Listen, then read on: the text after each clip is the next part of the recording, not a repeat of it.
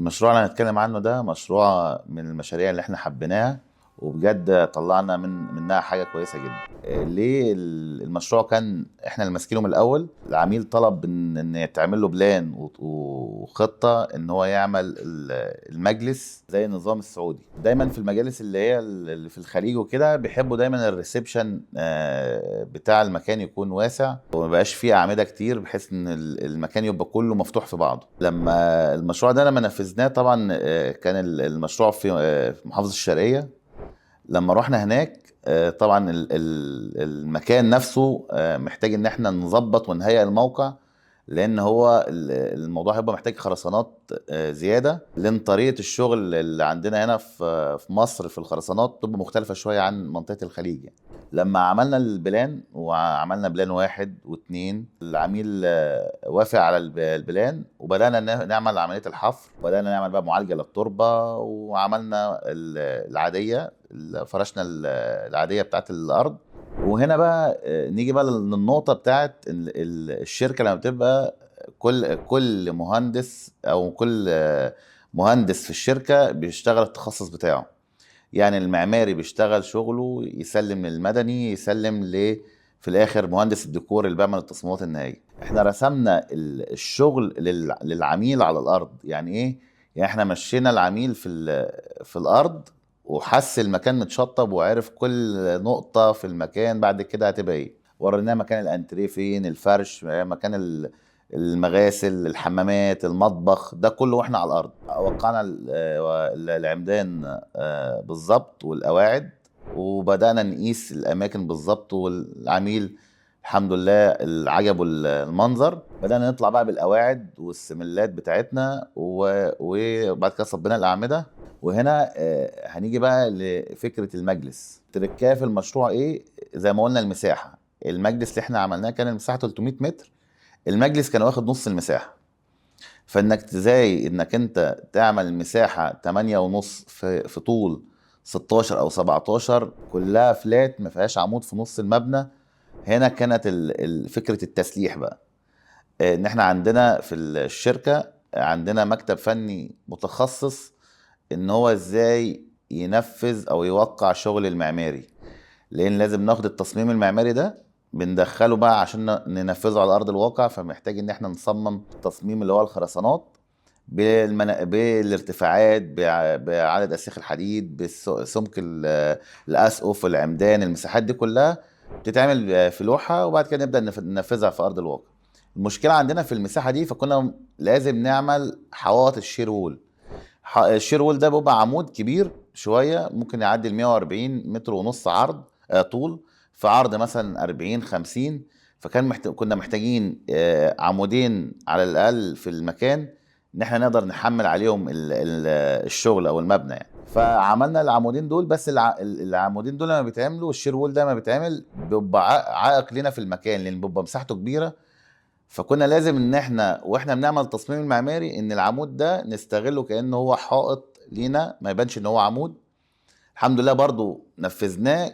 بعد ما نفذنا وخلصنا الشغل، هو مش باين خالص ان هو في عمود، يعني مش باين ان في عمود اصلا في المكان.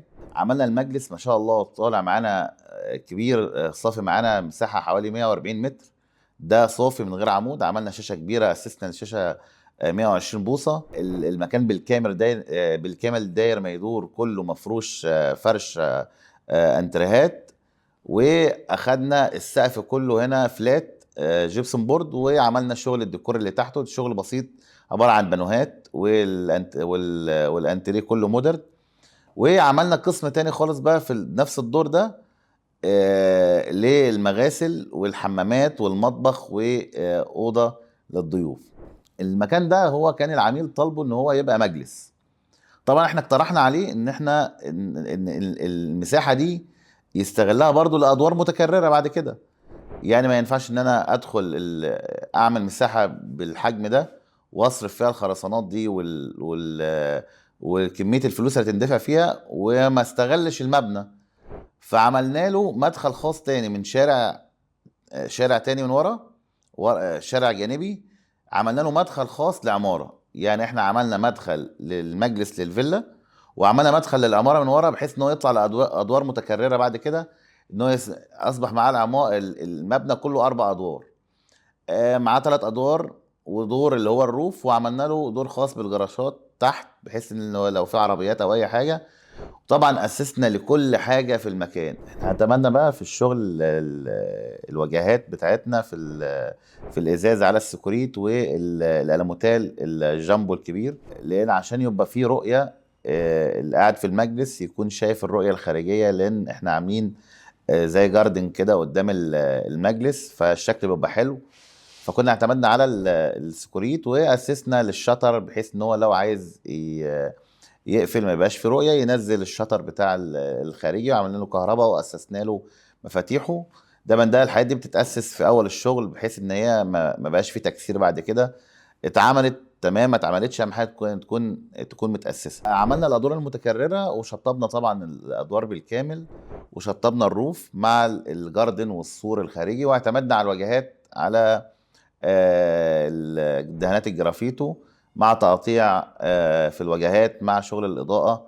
فما شاء الله شغل الفيلا المجلس طالع تحفة. العميل طلب مننا حاجة بقى هي اللي كانت مشكلة بالنسبة لنا، موضوع ان هو كان يعمل بدروم في المشروع ده. لما عملنا جسر الأرضية واخدنا عينة، المكان اللي معمول فيه المكان ده في مصب رئيسي يعني. فطبعا كنا ممكن بقى نعتمد ان احنا نعمل حاجه زي كده، فطبعا اقترحنا عليه ان احنا هنرفع منسوب الدور الاولاني ونديله سنه ميل في الارضيه شويه، بحيث ان هو يحقق له اللي هو عايزه ويحقق الارتفاع اللي هو عايزه، وبرضه خد الارتفاعات اللي العميل طالبها.